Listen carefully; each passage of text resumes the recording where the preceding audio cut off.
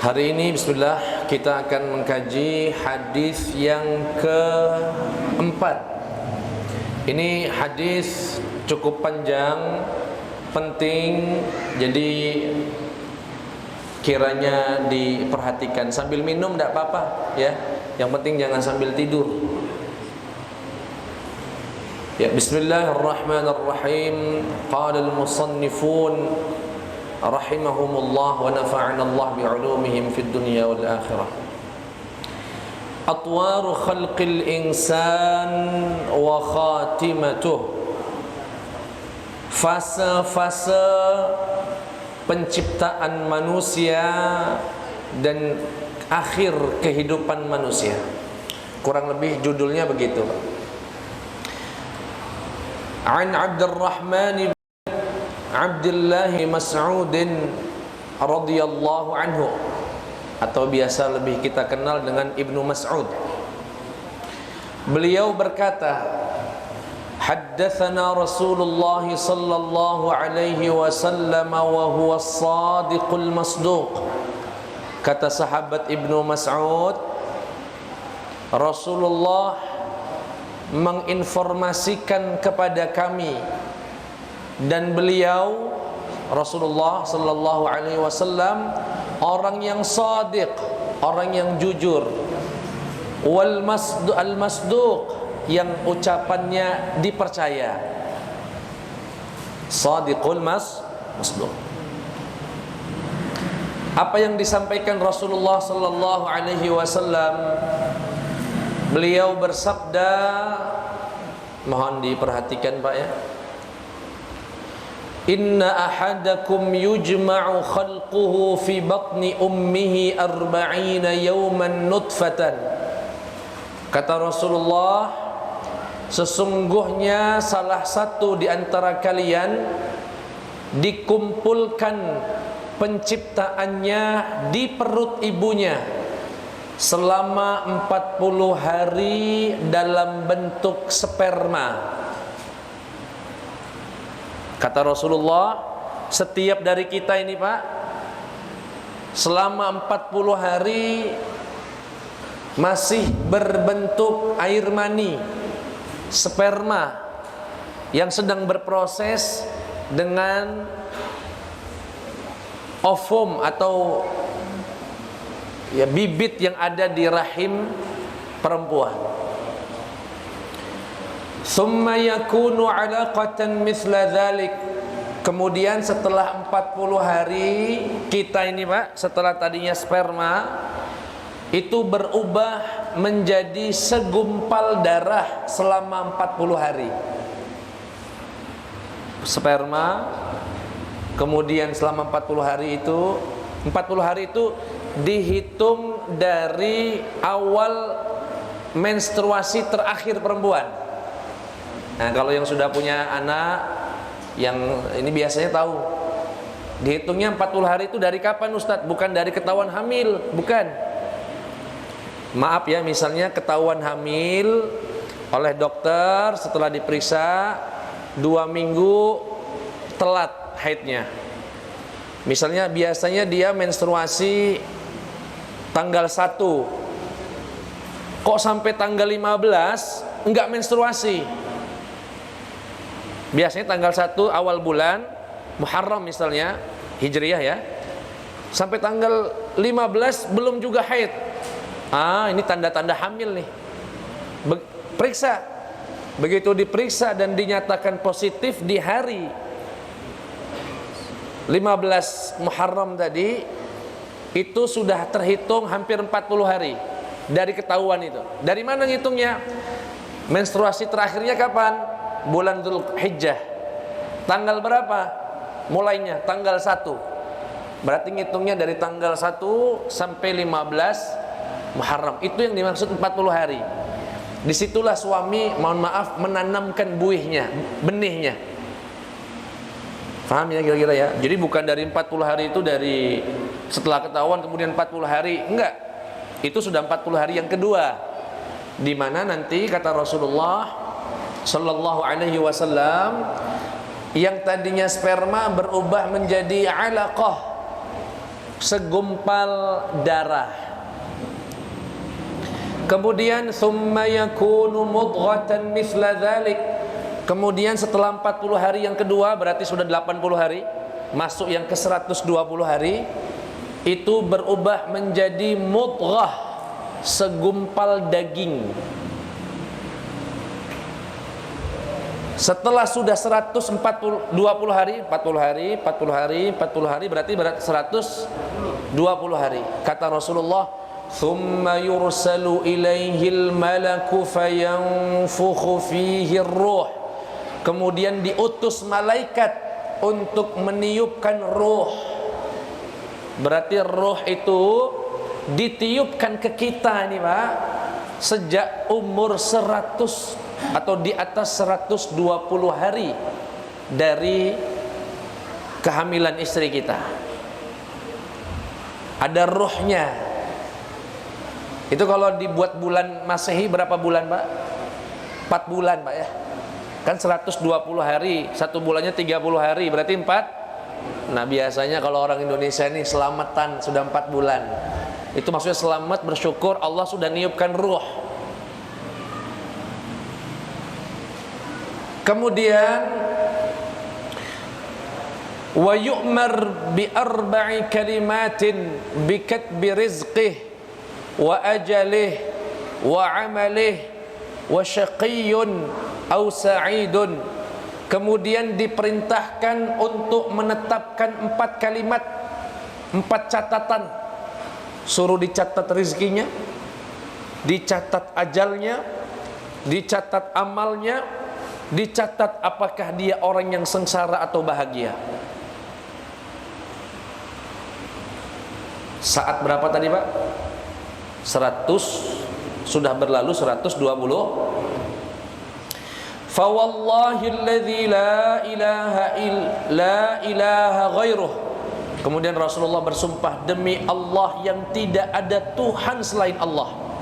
Inna ahadakum la ya'malu bi'amali ahli al-jannati hatta ma yakunu bainahu wa bainaha illa dhira' fayasbiqu alayhi al-kitabu fay'amalu bi'amali ahli an-nari fayadkhuluha. Kata Rasulullah, demi Allah yang tidak ada Tuhan selain Allah, sesungguhnya salah satu di antara kalian beramal amalan ahli surga sampai jarak orang tersebut sama surga tinggal 1 hasta lagi. Hasta itu satu ini Pak, dari ujung jari sampai siku namanya 1 hasta, 1 dhira' namanya. Kata Rasulullah, sesungguhnya salah satu di antara kalian beramal amalan ahli surga sampai jaraknya orang tersebut sama surga tinggal 1 zira' lagi, tinggal beberapa jengkal lagi. Fayasbiqu alaihi alkitab, namun catatan di kitab Allah lain kata, ia beramal di akhir kehidupannya amalan ahli neraka dan dia pun masuk neraka. Wa inna ahadakum la ya'malu bi'amali ahli an-nar, dan sesungguhnya salah satu di antara kalian beramal, sungguh beramal amalan penduduk neraka sampai hatta ma yakunu bainahu wa bainaha illa dhira', sampai jarak dia dengan neraka tinggal 1 hasta lagi. Akan tetapi kitab telah dahulu menetapkan ia akan beramal di akhir kehidupannya amalan ahli surga, dia pun masuk ke dalam surganya Allah Subhanahu wa taala.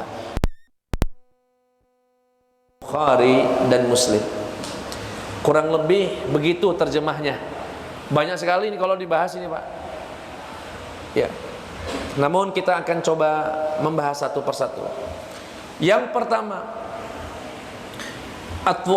atwarul janini fil rahim. Yadullu hadzal hadits على أن الجنين يتقلب في 120 يوما في 3 أطوار في كل 40 يوما منها يكون في طور فيكون في 40 الأولى نطفة ثم في 40 الثانية علقة ثم في 40 الثالثة مضغة dan seterusnya.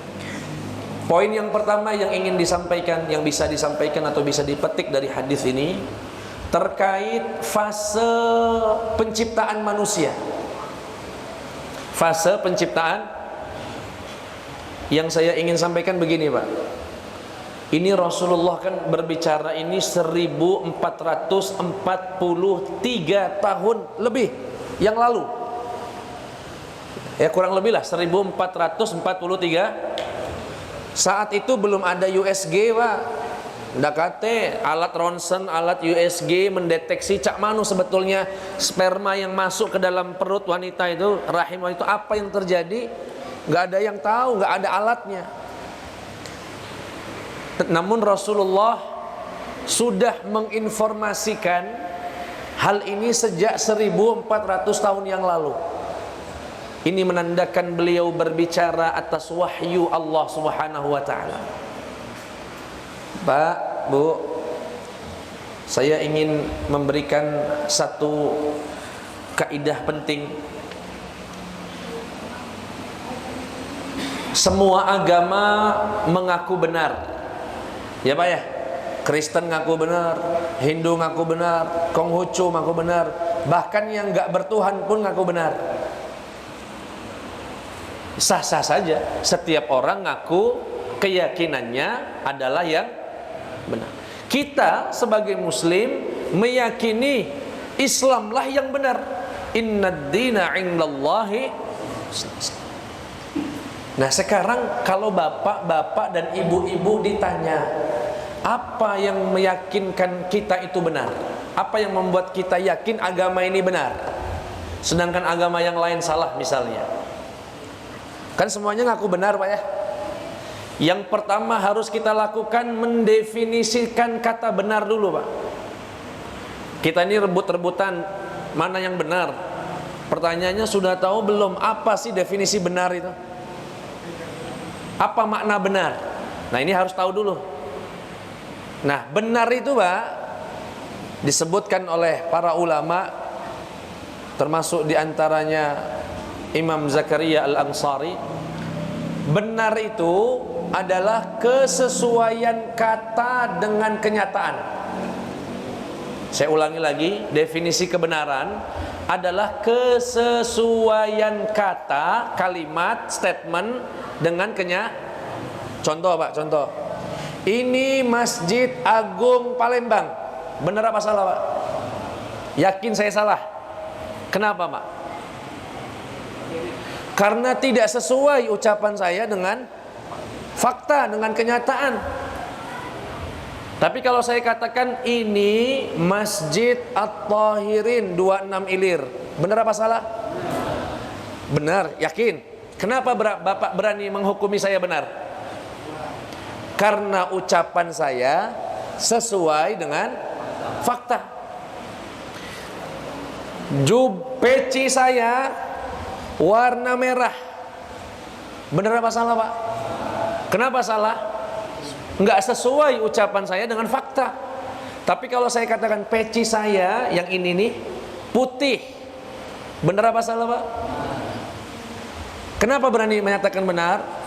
Karena sesuai dengan fakta. Sampai sini clear, Pak ya? Definisi kebenaran. Oh saya nggak setuju, Ustadz, dengan definisi itu. Ya nggak apa-apa, berikan definisi Anda. Apa dia definisi yang lain? Kalau nggak ada, terima yang punya kita.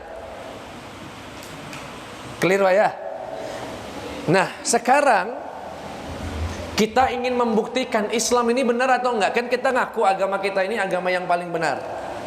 Kita katakan Al-Quran itu kata-kata bukan, Pak? Kata-kata ya. Hadis Rasulullah itu ucapan bukan, Pak? Ucapan. Kita akan buktikan kalau dia sesuai dengan kenyataan berarti benar. Kalau tidak sesuai dengan kenyataan berarti salah. Nah Rasulullah mengatakan manusia ini 40 hari bentuknya sperma. Bisa benar, bisa salah. Kemudian 40 hari setelahnya berubah menjadi segumpal darah. Bisa benar, bisa salah. Kemudian 40 hari setelahnya, bayangkan Pak, sampai nyebut angka 40 hari, nggak ragu-ragu lagi Rasulullah ngomongnya 40 hari. akan berubah menjadi segumpal. Ini bisa benar, bisa salah.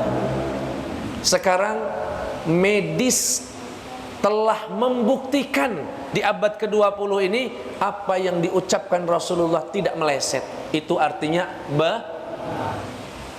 silahkan buktikan ucapan Rasulullah ini salah. Rasulullah, ini saya sebutkan hadis ya Pak, apalagi Quran.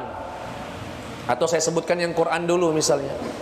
Quran mengatakan dalam surat Ar-Rahman misalnya, ya, bainahuma barzakhun la yabghiyan.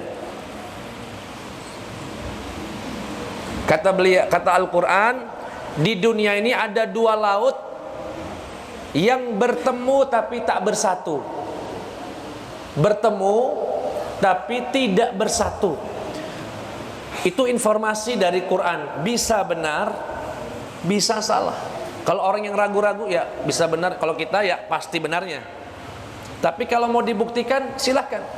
Kalau sesuai dengan fakta berarti, kalau nggak sesuai berarti ditemukan di abad ke-19 oleh ilmuwan Rusia lautan di Mediterania, yaitu lautan antara Afrika dengan Eropa yang bertemu dengan Samudra Atlantik.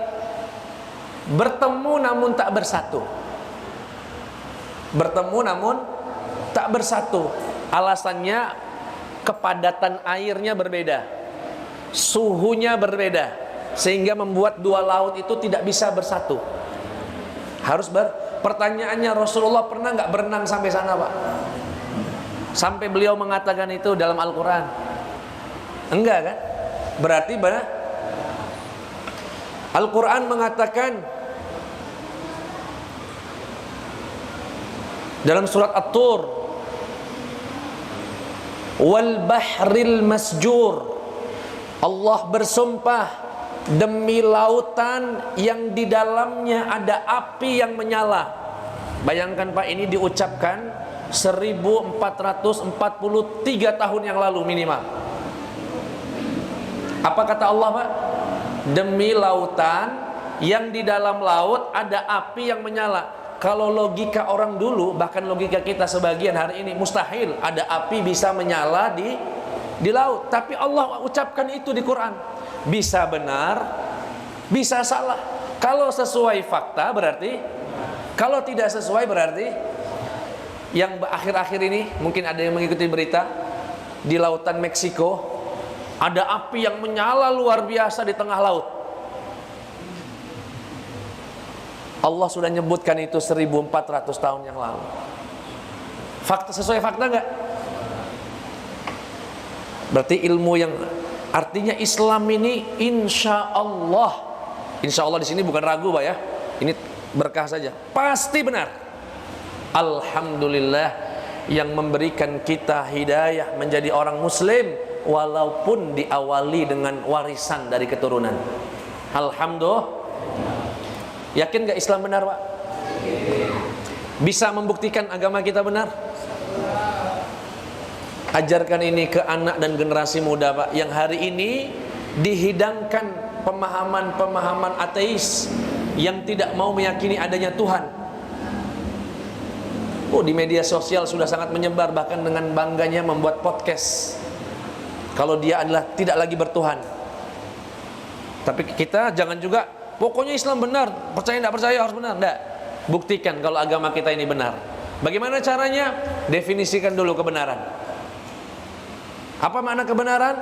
Kesesuaian ucapan dengan fakta. Al-Quran itu ucapan. Kalau sesuai dengan fakta, akui kebenarannya. Kalau tidak sesuai, buktikan ketidaksesuaiannya. Tapi alhamdulillah sampai detik ini belum ada yang bisa membuktikan Quran ada yang salah, hadis Nabi Muhammad ada yang salah.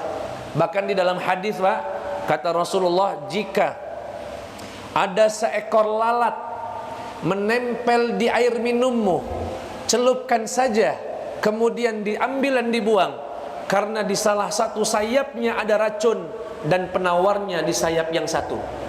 Itu ucapan bisa benar bisa salah Pak. Kalau orang yang nggak percaya Rasul bisa benar bisa salah. Kemudian ulama Al-Azhar, tim kedokterannya melakukan penelitian, mengambil dua sayap lalat, kemudian diteliti, subhanallah, di salah satu sayap lalat mengandung racun yang bahaya, dan penawarnya hanya ada di sayap yang satunya. Kenapa Rasulullah celupkan? Karena kita nggak tahu sayap mana yang nempel. Kalau dia yang racun, maka kalau kita pastikan nyelup semua, maka yang penawarnya pun masuk. Tapi Ustadz, jorok, nggak tegel anak minumnya. Ya nggak apa-apa, Rasulullah nggak mewajibkan. Itu anjuran. Kalau yang tegel, yang mau minum, ya Pak, bayangkan Pak, ada orang sehari cuma dapat misalnya pendapatannya 50.000. Ya sebulan sekali lah pengen jajal jus misalnya. Beli dia jus, baru nak diminum ada lalat pula. Dibuang sayang nia, ndak dibuang cak mana. Rasulullah ngasih anjuran, celupkan saja, buang. Tapi nggak wajib, artinya yang nggak apa, ayah aku ada rezeki lain saat kaget baiklah, aku dak nekeleng, mual kaget malah, ndak apa-apa, ndak dosa. Itu anjuran, saran saja dari Rasulullah Sallallahu Alaihi. Sampai sini jelas insya Allah Pak. Poin yang pertama, sebetulnya banyak yang bisa dibahas, tapi saya ingin ngambil poin ini. Rasulullah sudah mengucapkan sejak 1400 tahun yang lalu, manusia berproses setiap 40 hari, 40 hari, 40 hari. Dan ini sebetulnya tafsir atau senada dengan firman-firman Allah dalam banyak ayat di dalam Al-Quran. Di antaranya surat Al-Mu'minun, kemudian surat Al-Hajj, ya. Silakan nanti Bapak Ibu dibuka di Al-Hajj surat 5 ayat ke-5, Al-Mu'minun ayat ke-12. Sampai sini jelas Pak? Jadi pertanyaan berikutnya, Ustadz, kenapa sih nggak kun fayakun aja nyiptakan manusia ini? Teleng mah itu kun, jadi, maka jadilah. Kenapa harus berproses begitu? 40 hari, 40 hari. Allah ingin mengajarkan untuk membuat sesuatu butuh proses. Bukan karena Allah yang butuh, untuk ngajarin kita manusia agar tidak buru-buru, agar berproses. Ya bukti alhamdulillah berkat itu, ya berkat itu kita akhirnya ada pernikahan. Coba kalau nggak ada itu, nggak ada pernikahan, tahu-tahu punya anak barulah akad ijab kabul misalnya. Aku terima nikah, teling nggak ada anak. No, kataku dari mana anak nih? Ya. Tapi dengan cara seperti itu kan, akhirnya kita ngerawat, lebih sayang lagi sama istri, lebih merasakan perjuangan pengen punya anak, macam-macam. Ada hikmah di dalamnya. Di antaranya hal tersebut, yaitu ingin menggambarkan kemudian perlahan dalam setiap penciptaan manusia, bukan karena Allah tidak mampu. Allah ingin mengajarkan kita manusia. Sampai sini insya Allah jelas Pak ya? Oke. Kemudian Bapak Ibu yang dimuliakan Allah Subhanahu wa ta'ala, dari sini banyak hukum-hukum fikih yang bisa dikaji Pak. Terkait yang pertama, masalah aborsi. Ini cukup viral di tahun 2000, di Indonesia ini 2014, karena ada undang-undang yang membolehkan aborsi karena alasan medis atau karena korban pemerkosaan. Bagaimana hukumnya aborsi ini? Na'udzubillahi min. Dapat digali hukumnya dari hadis ini.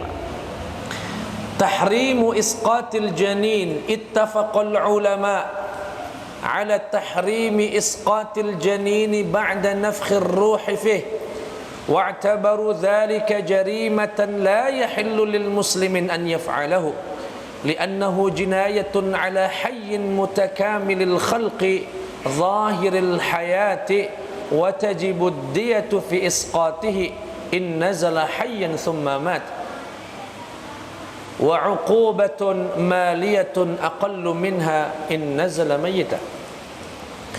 Kata ulama, seluruh ulama sepakat jika aborsi dilakukan setelah 120 hari kehamilan, haram dan dosa besar, bahkan dikenakan diat seakan membunuh manusia. Kenapa? Sudah ada ruhnya. Artinya dia menghilangkan ruh, mencabut ruh yang ada di janin. Kapan itu? Setelah, sesuai informasi Rasulullah, setelah 120 hari. Artinya wanita yang sudah hamil 4 bulan, kalau ia mengaborsi anaknya, janinnya, dia dianggap membunuh roh dan dia kena diat. Diat itu semacam denda, Pak. Berapa dendanya, Ustaz? 1/10 dari diat ibunya. Ibunya itu berapa, Ustaz? 50 onta. 50 onta berarti 1/10-nya berapa? 5 onta. Kalau dikonversikan dengan emas, kurang lebih 200 gram emas. Bayar, berikan kepada ahli warisnya. Panjang lah Pak kalau dijelaskan, ya, slip-slip. Intinya kalau udah umur 120 hari sudah ada ruh, aborsi seluruh ulama sepakat haram. Haram. Malu Ustaz, ini hak korban pergaulan bebas, haram. Titik. Sekarang kalau sebelum 120 hari Ustaz, kan tidak kate nyawanya. Sebelum 120, baru 40 hari ketahuan hamil, malu misalnya. Cak mana Ustaz? Nah ini nih yang nak diundang-undang ke nih. Mayoritas ulama haram. Yang lebih sangat keras Imam Ghazali dalam kitab Ihya Ulumuddin ya. Beliau tegas, meski tidak ada ruh, tapi dia salah satu fase yang harus dilalui dalam penciptaan manusia. Artinya dia telah memotong perjalanan penciptaan manusia. Haram hukumnya. Walaupun ada sebagian ulama hanya memakruhkan saja, karena nggak ada ruh, dianggap tidak ada ruh. Tapi mayoritas di bawah 120 hari itu haram.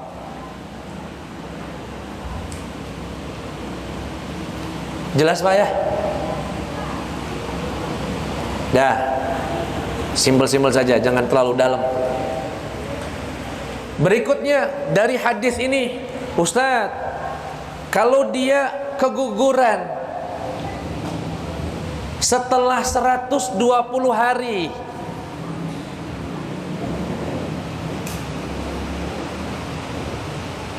itu darahnya darah nifas apa darah istihadah, Ustaz? Nah ini penting. Kage ibu-ibu tahu dia ini nifas atau bukan. Bapak sebagai suami dan antum-antum calon suami harus tahu. Kalau keguguran, perhatikan, kalau keguguran saat umurnya 40 hari, 40 hari, ingat tadi 40 hari kapan ngitungnya? Kage tanya bayi dokter, paham dia?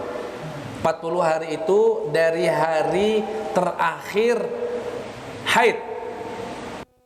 Bukan terakhir ya, dari awal hari terakhir haid. Ah, itu bahasanya tuh. Terakhir haid kapan? Bulan Zulqa'dah Ustaz. Tanggal berapa? Tanggal 1 sampai tanggal berapa? Tanggal 1 sampai tanggal 7 Ustaz. Ngitungnya dari tanggal 1-nya, bukan 7-nya. Berarti dari awal hari terakhir haid. Paham kira-kira? Kalau bapak-bapak paham, lah berkali-kali.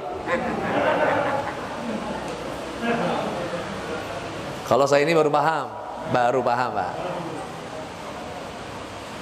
Kalau janinnya keluar, na'udzubillahi tsumma na'udzubillahi min dzalik, semoga Allah lindungi kita semua. Baru 40 hari keluar darahnya, keguguran, baru 40 hari.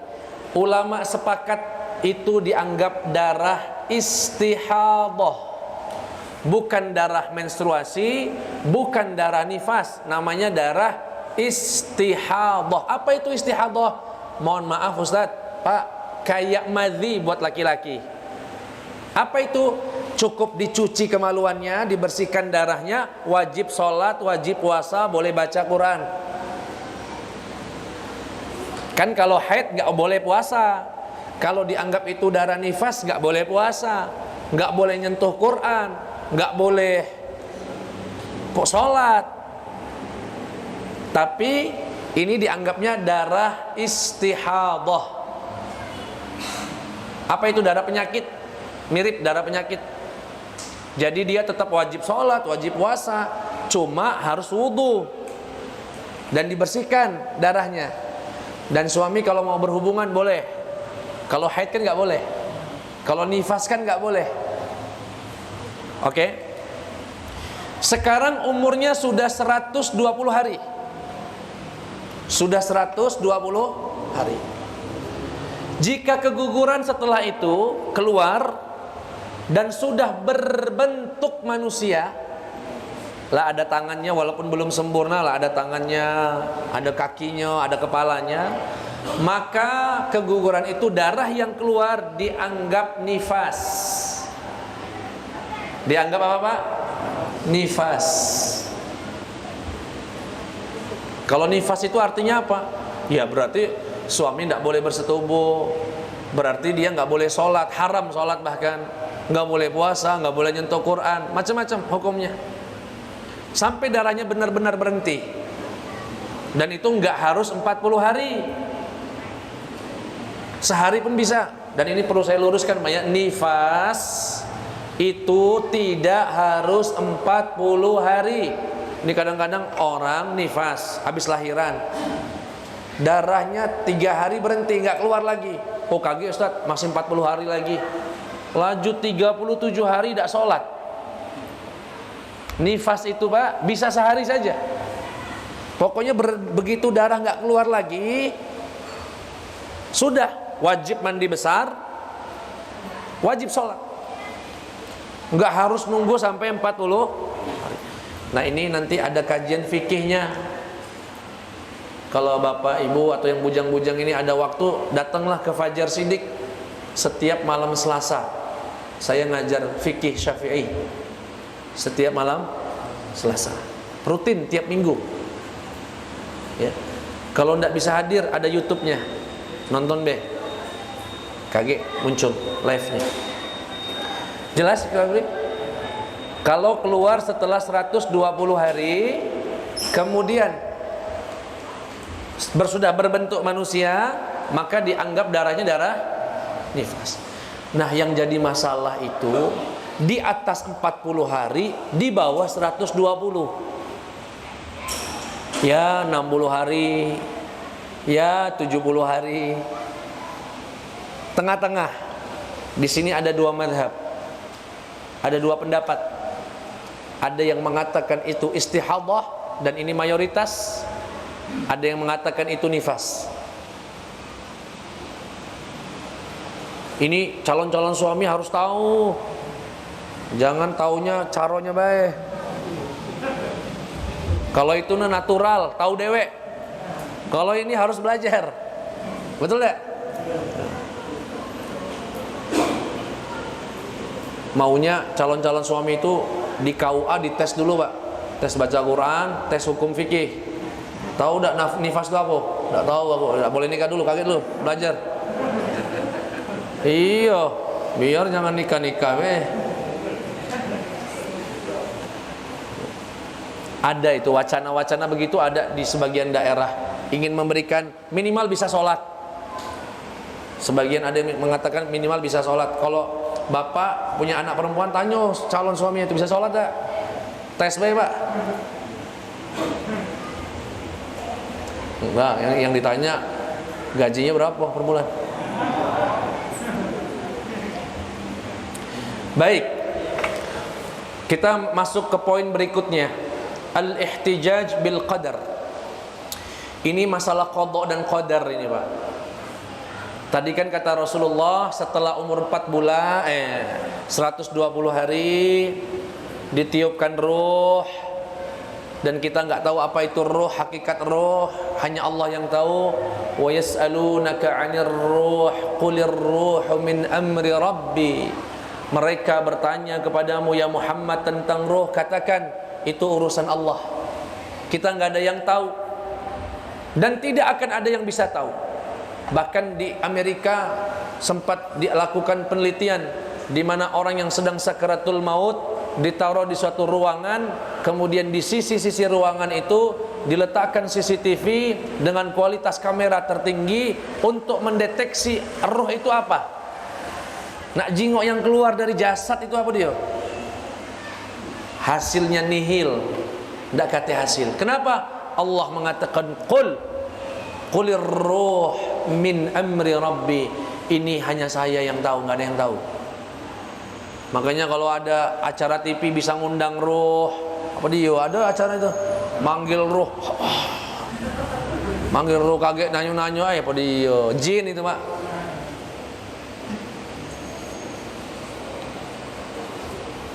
Bohong gak lo? Ya. Baik. Setelah itu kita akan masuk dengan, kemudian kata Rasulullah, kemudian dicatat takdirnya, rizkinya, amalnya, ya, kemudian apakah dia bahagia, apa sengsara, ataukah dia akan bahagia, macam-macam lah, qada dan qadar. Saya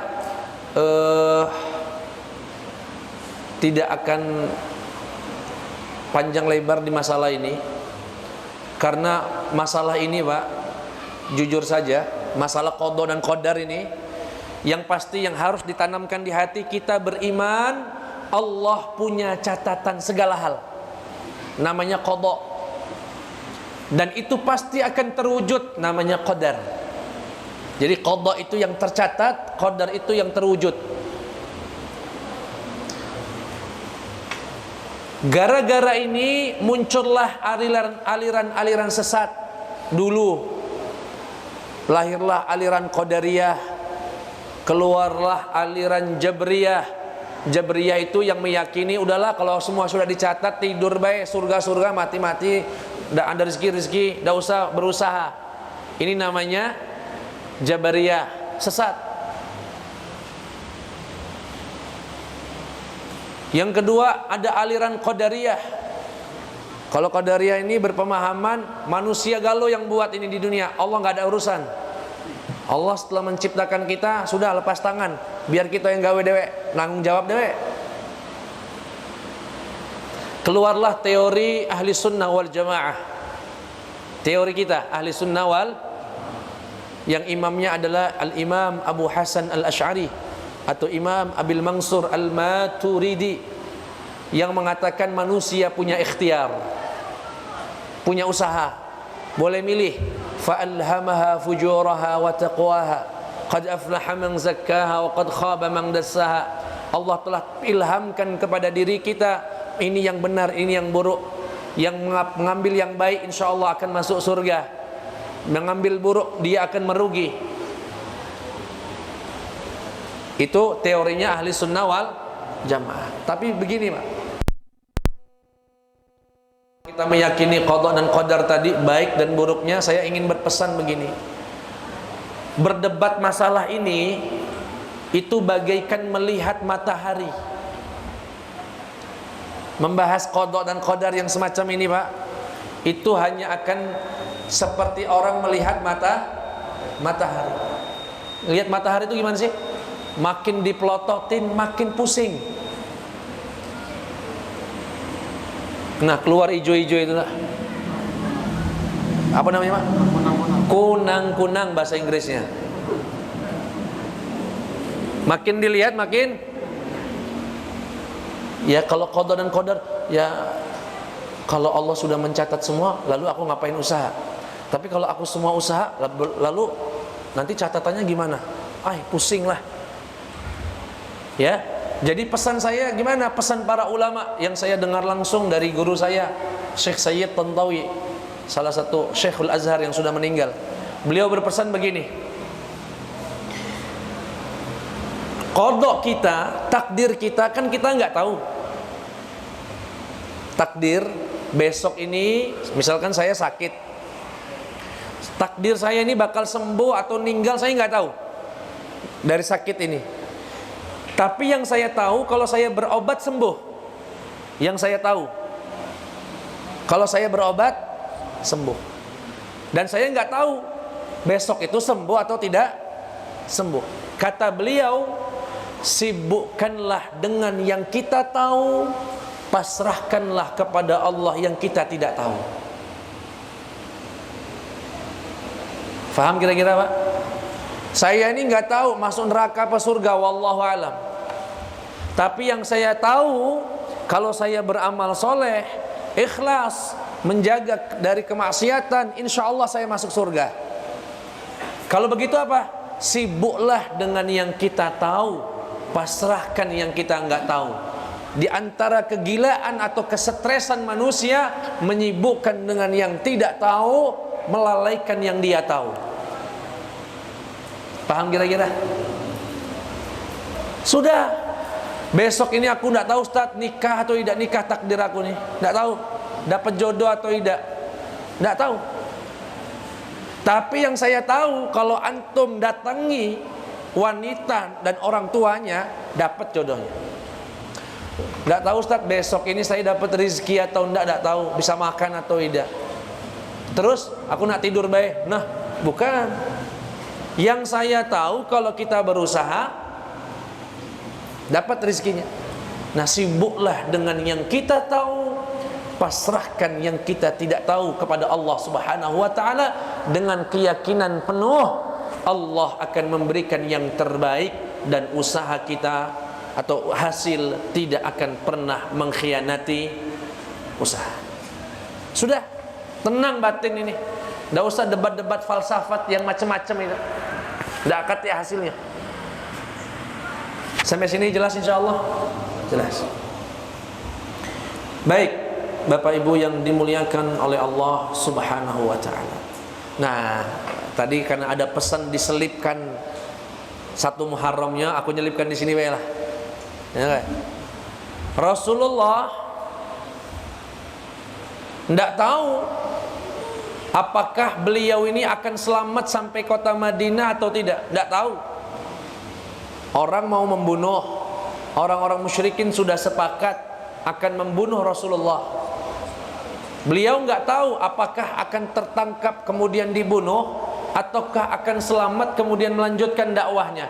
Tapi yang beliau tahu, kalau saya melakukan strategi agar selamat sampai kota Madinah, saya akan selamat. Akhirnya Rasulullah nyuruh Sayyidina Ali suruh tidur di atas kasur. Tidur, biar nanti orang menyangka saya masih tidur, padahal saya sudah berangkat. Strategi bukan itu Pak? Kemudian beliau juga berpesan, tolong carikan penunjuk jalan, jalan yang tidak pernah dilalui orang kalau ke kota Madinah. Kemudian tolong nanti saya di Goa Thur ketika berhenti di sana selama 3 hari, jadikan anak-anak Abu Bakar itu sebagai mata-mata mencari informasi di kota Mekah, kemudian memberitahukan kami di Goa. Semua strategi Pak. Rasulullah ajarkan kita itu. Dan beliau nggak tahu selamat atau tidak selamat. Beliau sibuk dengan apa yang beliau tahu. Kalau dengan cara itu beliau akan selamat. Dan alhamdulillah, sekali lagi, usaha atau hasil tidak akan mengkhianati usaha. Selamatlah beliau sampai ke kota Madinah Al-Munawwarah. Insya Allah jelas Pak ya.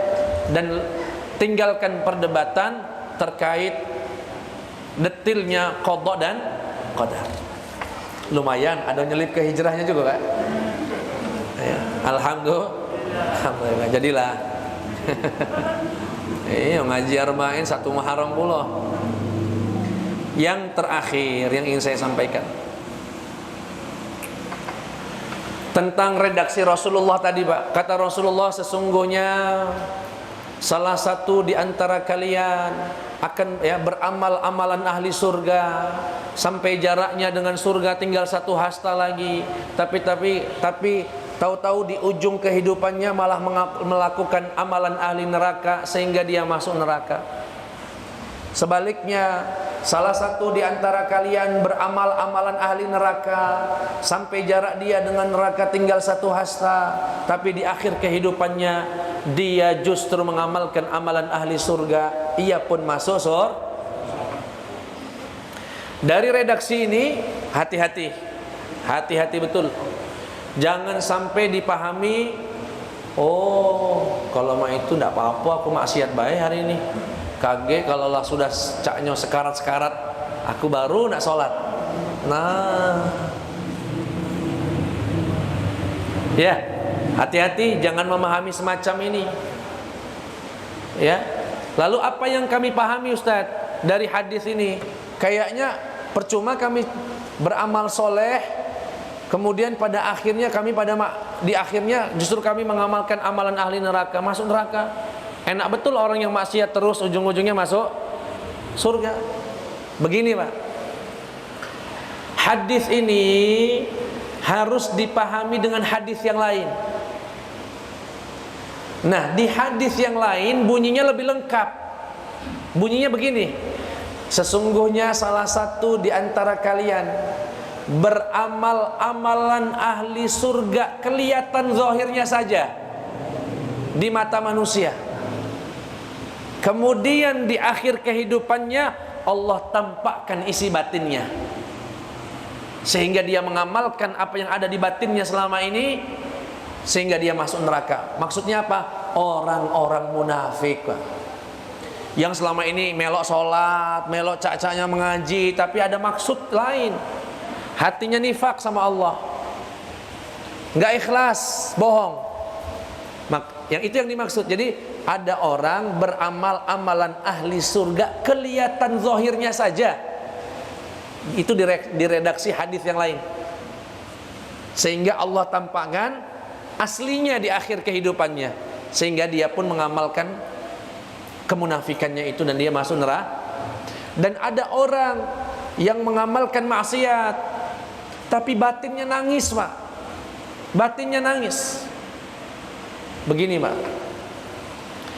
ada orang-orang yang hari ini mungkin masih minum khamar. Kalau ditanya, antum kapan sih berhenti? Ya Allah Ustaz, demi Allah Ustaz, demi Allah, hati ini sudah gak nerima Ustaz.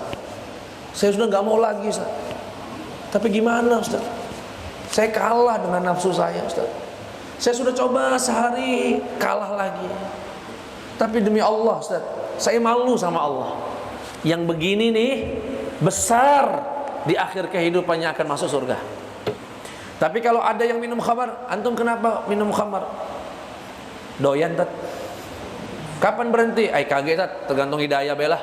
Nah, yang main ini sulit, nah ujungnya nih. Biasanya ninggalnya saat minum overdosis kayak. Faham kira-kira Pak?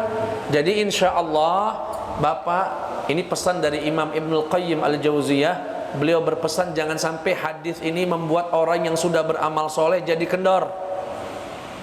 Insya Allah Pak, selama kita sholat ikhlas, nggak ada niat-niat lain, insya Allah hidup kita di akhir itu akan indah juga. Insya Allah, nggak usah takut. Jangan sampai, aduh kaki aku sholat pada akhirnya malah aku dimasukkan neraka, gimana ini? Nggak usah mikir mah itu. Husnudzon. Yang penting hari ini kita perbaiki diri kita. Sholat tetap rajin, ngaji tetap rajin, perbaiki niat hatinya, insya Allah masuk gasur. Makanya kita diajarkan doa, ya muqallibal qulub, tsabbit qulubana ala dinika wa ta'atik. Duhai yang membolak-balikan hati, ya Allah, takut ya hati. Semoga kau tetapkan hati ini beriman ya Allah sampai nafas kami yang terakhir. Tolong bantu kami ya Allah, jaga iman ini, jaga istiqomah ini sampai kami meninggal dunia, insya Allah. Baca, Rabbana la tuzigh qulubana ba'da idh hadaitana. Ya Allah, jangan kau simpangkan hati kami ini ya Allah setelah ia telah beriman kepadamu, setelah engkau berikan hidayah kepada hati kami. Insya Allah. Dan dari hadis tadi, dan ini saya tutup dengan ini, bahwasanya al-ibratu bil khawatim, yang menentukan surga dan neraka kita adalah amalan terakhir kita. Hari-hari akhir, maksudnya gimana? Ini pesan agar kita tidak merendahkan orang yang hari ini masih bermaksiat. Jangan sampai merendahkan mereka. Kita boleh benci maksiatnya, tapi jangan pernah benci pemaksiatnya, karena kita nggak tahu akhir kehidupannya. Bisa jadi Allah tutup dengan amal soleh. Tetapi bukan berarti diam. Kalau mereka minum, kita nasihati, kita nahi mungkar, kita ajak untuk berubah, tetapi jangan pernah merendahkan mereka.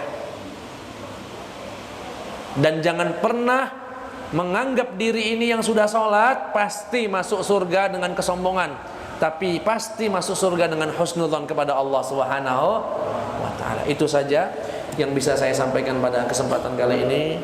Alhamdulillah 1 jam.